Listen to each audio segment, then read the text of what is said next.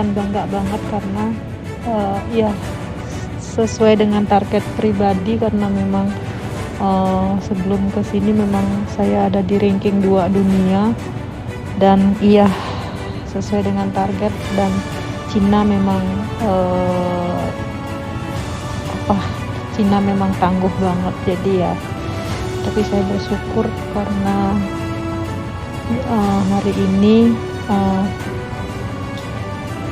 Merah Putih bisa berkibar dan bisa memperbaiki angkatan saya juga, dan ranking saya juga dari yang Brazil perunggu dan sekarang perak.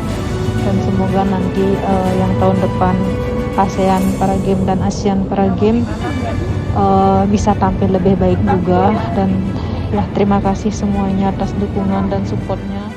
Hari ini saya menyaksikan perjuangan Nindengah Widiasih dalam memperebutkan medali di Paralympic Games 2020 di Tokyo, dan pada akhirnya memperoleh medali perak, medali pertama untuk kontingen Indonesia.